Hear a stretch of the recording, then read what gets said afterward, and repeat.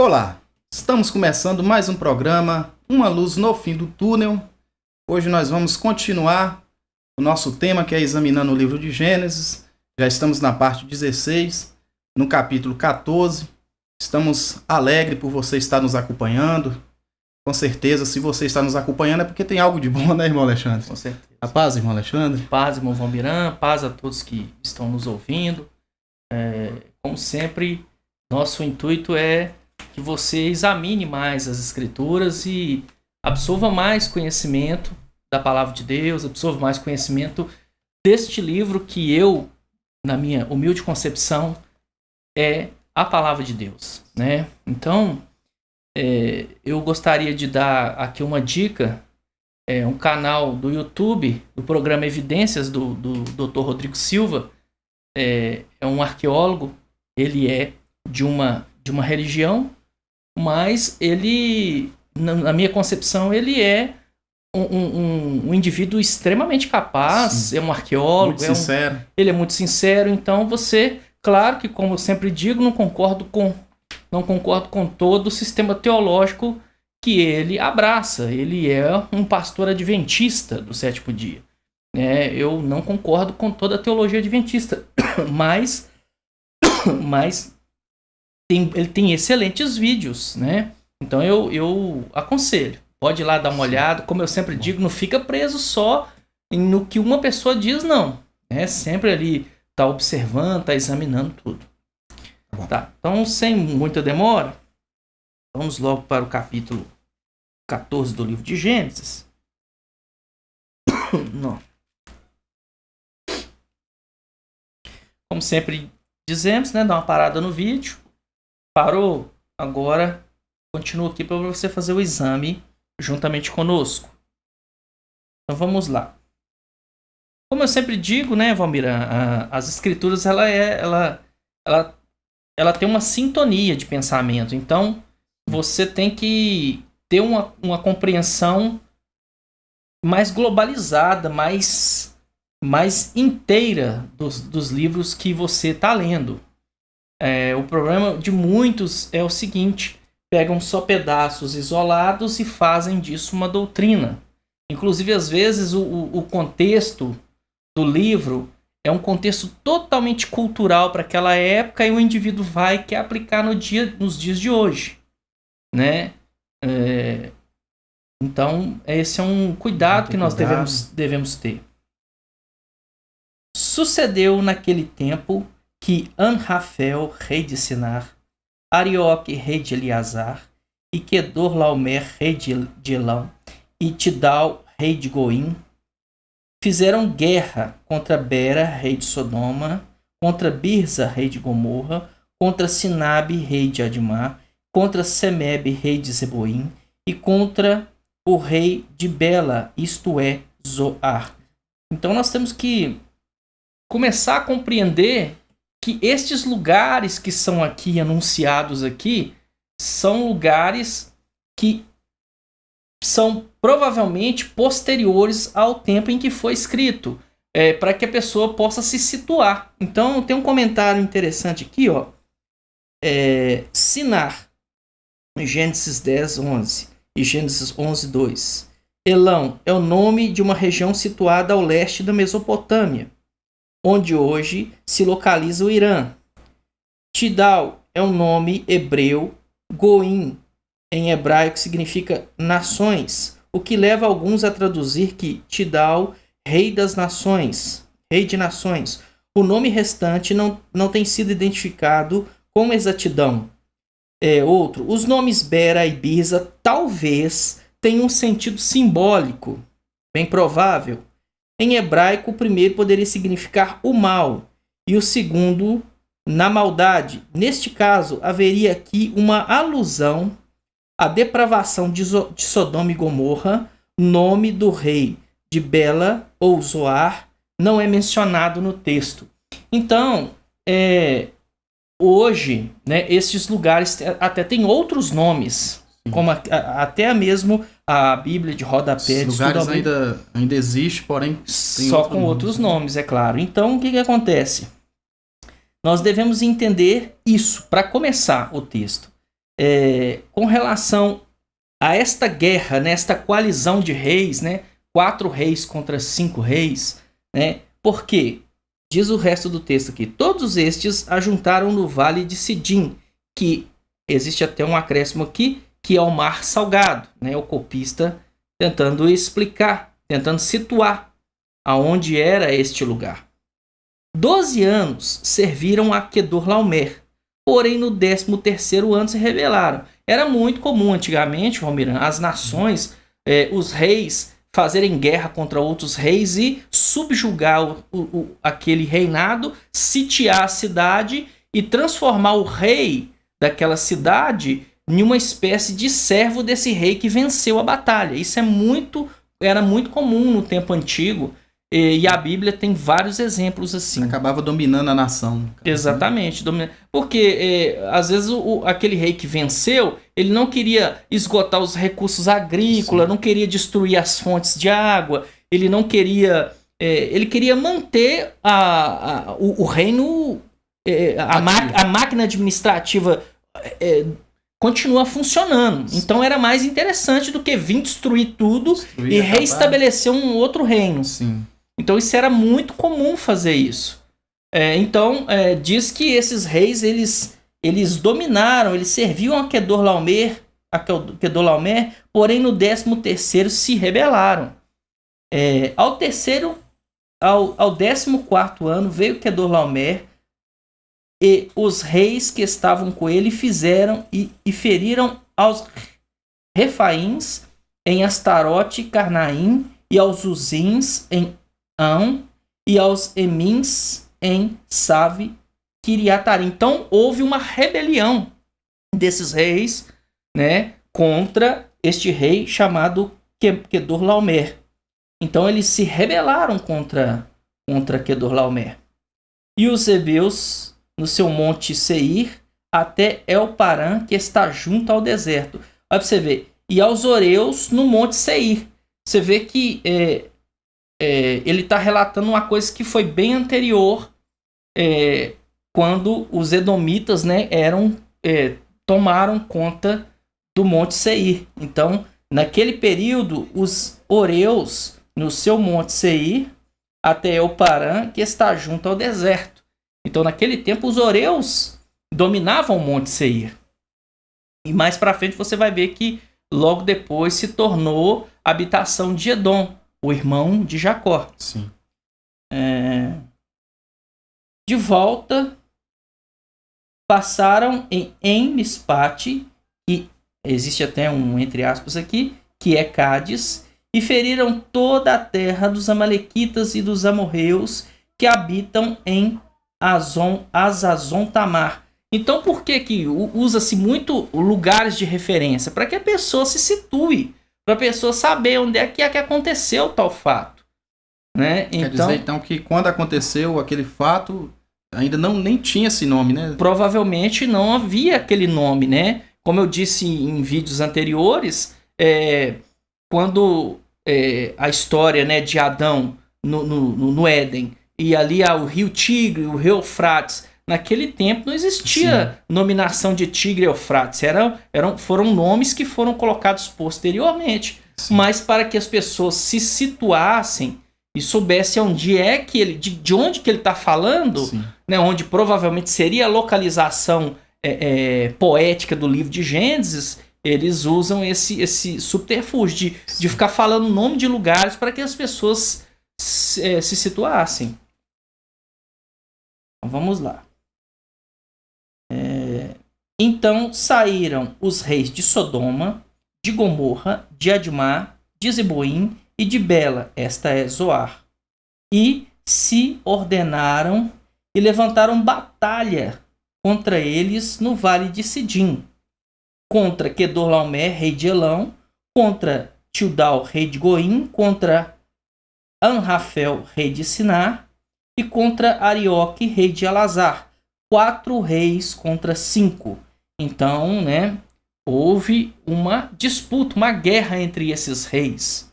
Esta coalizão, né, de reis, 4 reis contra 5 reis. Ora, o vale de Sidim estava cheio de poços de betume, Nós falamos anteriormente sobre o betume, né, que era um material viscoso, né, e que era muito utilizado para construções, era utilizado para construir barcos, era utilizado para construir até estruturas, né, era usado como argamassa. Então era muito utilizado e até em materiais artísticos e artesanais é encontrado esse material. Então diz a narrativa diz que eles estavam, ora, o Vale de Sidim, né, estava cheio de poços de betume e os reis de Sodoma e de Gomorra fugiram e alguns caíram nele. Então, quando diz que o rei de Sodoma e o rei de Gomorra fugiram, não é só o rei de Sodoma e só o rei de Gomorra. Quer dizer, os exércitos do rei de Sodoma e do rei de Gomorra fugiram, né? Estavam perdendo a batalha e eles fugiram. No momento da fuga, diz a narrativa que eles caíram nesses poços de betume, Ficaram encurralados. No vale, que estavam no Vale de Sidim, ficaram encurralados. Exatamente, obrigado. E o restante fugiram para o monte. Tomaram, pois, todos os bens de Sodoma e de Gomorra e todo o seu mantimento e se foram. Tá.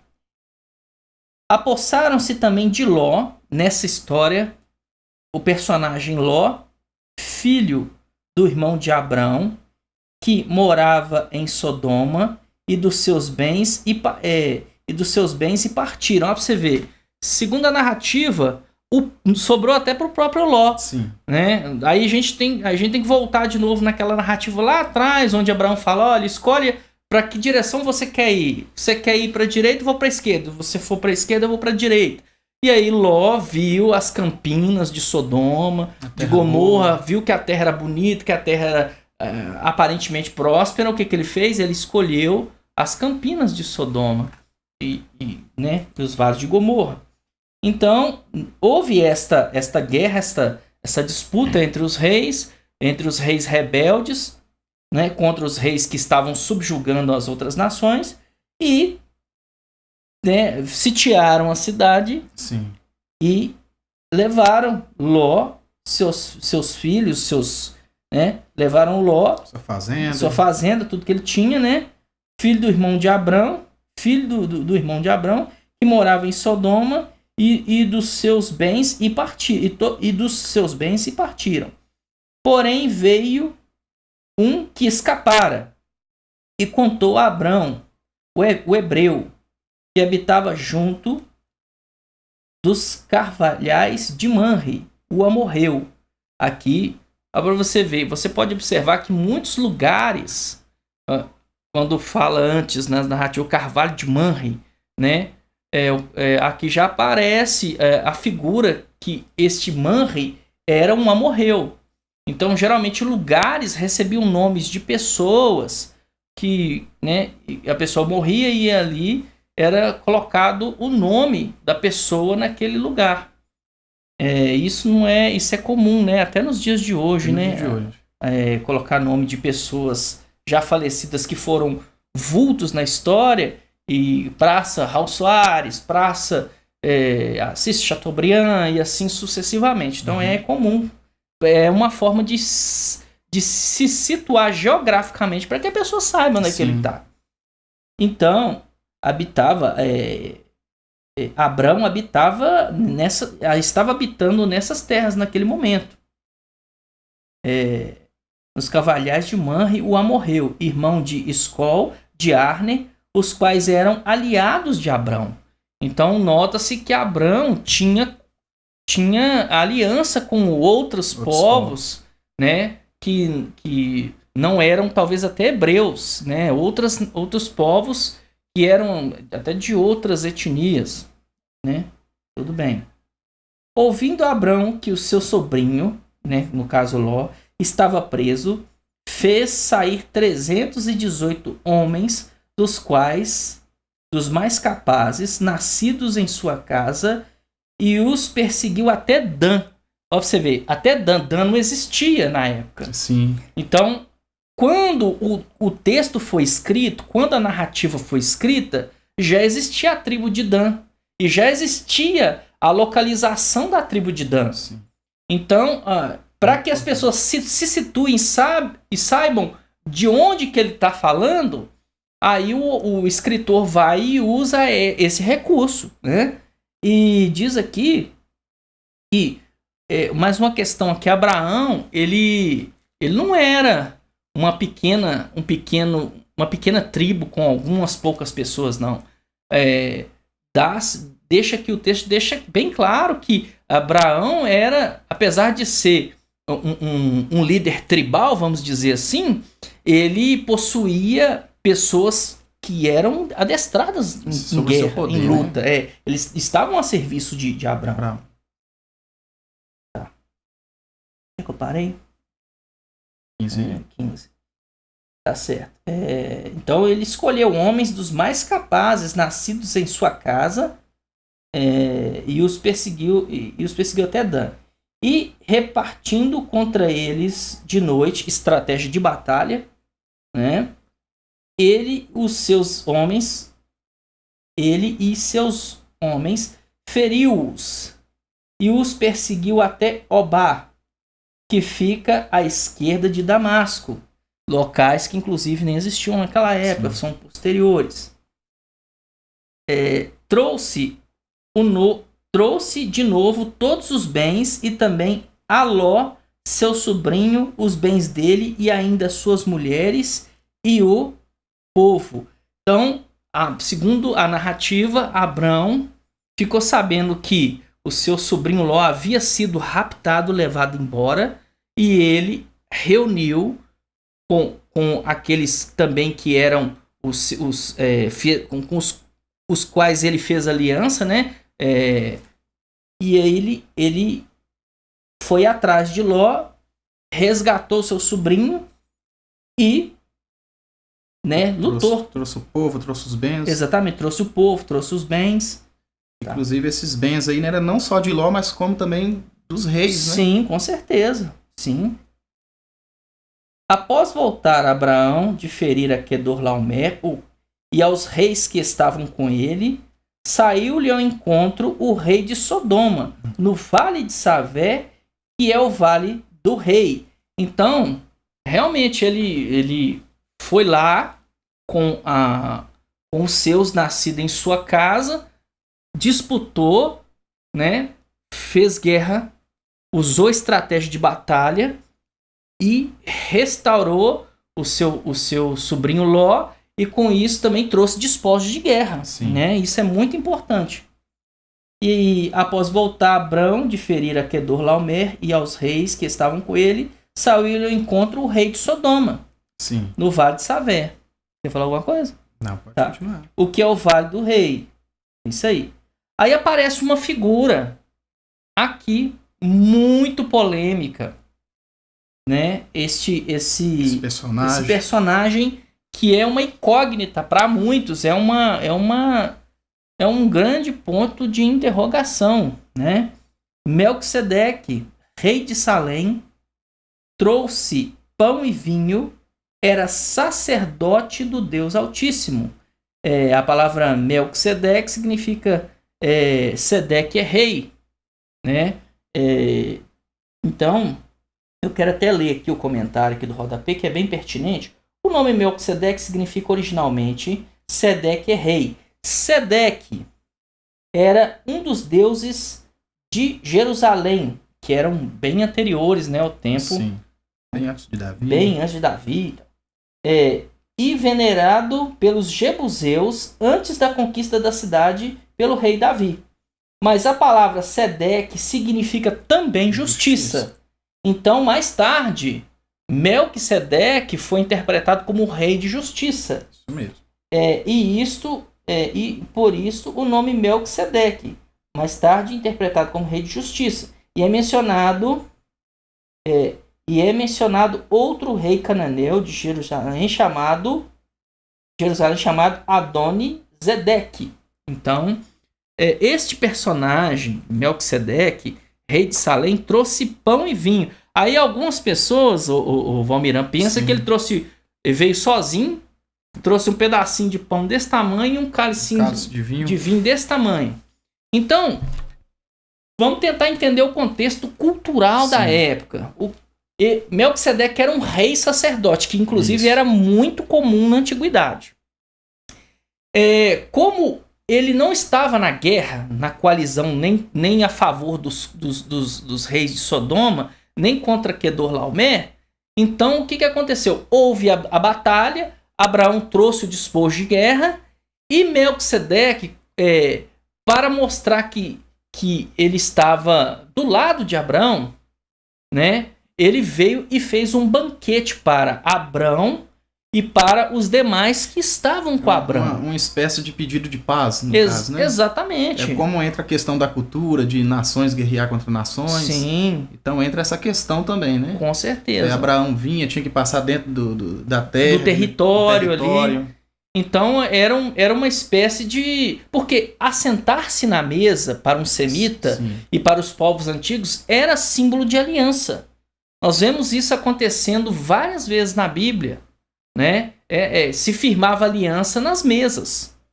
Então, quando a Bíblia diz que Melquisedeque trouxe pão e vinho, ele não trouxe um pedacinho de pão e um pouquinho de vinho, não. Ele fez um banquete uma refeição não só para Abraão, mas para os soldados de Abraão, para todo aquele povo que vieram ali. E diz o texto aqui: abençoou ele a Abraão e disse: bendito seja Abraão pelo Deus Altíssimo, que possui o céu e a terra. Interessante o seguinte, que Deus é esse, né, que Melquisedeque estava dizendo. Dizem alguns estudiosos que, apesar de Melquisedeque viver num contexto politeísta, alguns que defendem que Melquisedeque era monoteísta, ele acreditava que ele estava se referindo ao Deus único. Você está entendendo? Uma alusão clara ao Deus, que só existe um Deus, né? É um Deus eterno, ao eterno. Então, como ele não usava o nome Yahvé, Yud, Re, Vav, Re, ele usava ao Deus eterno. Alguns traduzem como o Deus Saturno. Então, peraí, deixa eu ver se eu entendi. Então, apesar deles ter esse conceito de que Melquisedeque, então, eles tinham um conceito que ele era politeísta? Alguns têm esse conceito de que ele era politeísta. Então, apesar deles adorar vários deuses, eles tinham um conceito de que havia um Deus supremo. Sim, é um negócio chamado enoteísmo, né? É aquela concepção de que existe um Deus soberano e existem uma classificação de subdeuses. Então, provavelmente, alguns defendem que Melquisedeque ele acreditava num Deus supremo e acreditava em outras subdivindades. Já alguns defendem que Melquisedeque era a pessoa de Sem, né? Alguns defendem isso. E outros defendem que Melquisedeque era um rei sacerdote que acreditava num Deus único. Então essas linhas de interpretação, são várias linhas de interpretação. Então não fica só nas nossas palavras, pode procurar. Isso. Eu particularmente prefiro acreditar que Melquisedeque ele não era politeísta. Viu, irmão? Eu prefiro acreditar que Melquisedeque é uma figura que é apresentada no relato aqui como alguém que defende uma fé monoteísta. Então, pelo fato de Abraão aqui ainda no caso, ser monoteísta, né, ele sai da terra dele, da terra de vários deuses e peregrina por causa de quê? Por causa de um Deus único, um Deus que lhe chamou, um Deus que lhe chamou pelo nome, que chamou Abraão pelo nome e disse para ele que faria dele uma nação. Sim. Então, baseado nisso, estribado nisso, eu acredito que Melquisedeque seja monoteísta. E ele disse: bendito seja Abraão pelo Deus Altíssimo que possui o céu e a terra. Né? Clara alusão aqui a uma figura central, um Deus único. Mas eu sei que não é todo mundo que vai concordar comigo. Mas eu prefiro acreditar que ele era monoteísta. Então, vamos lá. Bendito seja o Deus Altíssimo. O Deus Altíssimo. Bendito seja o Deus Altíssimo que entregou os teus adversários nas tuas mãos. e de tudo lhe deu Abrão o dízimo. Então, deu tudo o quê? Dos despojos de guerra. Despojos de guerra. Né? Abrão foi lá, venceu Quedorlaomer e a sua coalizão de reis, pegou o despojo de guerra e deu o dízimo, a décima parte, uma vez só, a Melquisedeque. Por que Abraão fez isso? Sim, é eis a questão, né? Porque, da mesma forma que Melquisedeque faz um banquete para Abraão, Abraão, como de boa vontade, em forma de agradecimento, dá a ele a décima parte do despojo de guerra. Despojo, viu? Não era propriedade dele, Exatamente. Era algo que ele trouxe da guerra. Exatamente. Então disse o rei de Sodoma a Abrão. Disse o rei de Sodoma, dá-me as pessoas e os bens, dá-me as pessoas, me dá as pessoas para ser meus escravos. E os bens ficarão contigo. Mas Abrão lhe respondeu. Você vê que é claramente os dispostos de guerra. Sim. Porque até o rei de Sodoma, né, ele ficou de olhão grande ali. Né? A gente está batendo na mesma tecla porque tem muitas religiões que pegam isso aqui para sustentar a doutrina de dízimo, usando esse personagem Abraão como primeiro dizimista. Mas quando nós entramos no texto, nós vemos que não se pode pegar esse personagem para se criar uma doutrina de né, irmão? Não, e o próprio contexto histórico era comum os reis terem essa atitude de bondade Inclusive, com o outro. Eu vou usar esse termo bondade, mas de camaradagem um com o outro ali, ó. Como você mesmo disse, Abraão estava passando próximo às terras de Melquisedeque. Mas Melquisedeque veio com uma comitiva, alimentou, e Abrão, da mesma forma que Melquisedeque foi propício para com ele, para com sua tropa, ele também quis se propício a Melquisedeque. Melquisedeque precisava de 10% do despojo. O rei era rico. Também essa questão também é uma questão cultural. Se você for estudar sobre o povo cananeu, você também vai ver que esses povos, quando iam a uma guerra, que ganhava a guerra, eles tinham o costume de tirar a décima parte do despojo e dar aos seus reis. Então, isso aí é questão cultural. Por isso que nós temos que ficar com a questão cultural, respeitar muito o contexto cultural da época. Você não pode pegar esse texto aqui e trazer para o mundo moderno hoje e levar o seu dízimo para uma igreja evangélica protestante, nem para uma igreja católica, nem seja para onde for. Não interessa. O contexto aqui é outro. O contexto é um contexto de guerra, é um contexto para a época. Então vamos lá. O rei de Sodoma, né, viu, né, ficou, dai-me as pessoas e os bens ficarão contigo. Mas Abrão lhe respondeu, levanto a minha mão ao Senhor, ao Eterno, Yud Re Vav Re, ao Deus Altíssimo, que possui o céu e a terra. E juro que nada tomarei de tudo que te pertence, nenhum fio, nenhuma correia de sandália, para que não digas, eu enriqueci a Abrão. A questão toda é essa. Abrão, ele foi à guerra, ele foi por causa de Ló. O interesse era Ló. O interesse dele não era os despojos de guerra. O interesse dele era resgatar o seu sobrinho Ló. Então ele disse, olha, o que tem aí é seu, eu não quero, para que você mais tarde não venha dizer que eu enriqueci a Abrão. Ou seja, ele não ficou com os 90% do dízimo. De forma nenhuma. Nada quero para mim, senão o que os rapazes comeram e a parte que toca aos homens que estão junto comigo, que vieram junto comigo para a guerra. Arner, Escol e Manri, que fiquem comigo, que foram comigo. Estes tomem o seu quinhão, ou a sua parte. Esses aí, eles podem tomar a sua parte, mas o que é seu, o que resgatei lá, é seu.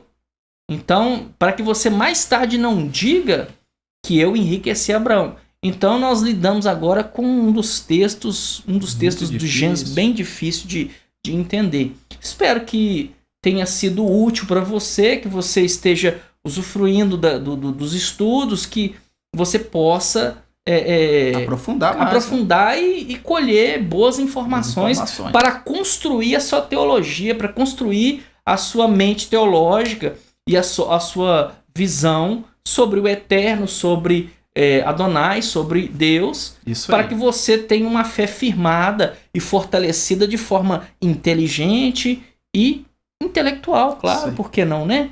Então já passo a palavra ao Valmiran. Não tem muito o que dizer, até o próximo vídeo. A paz seja contigo. Como sempre, shalom a todos.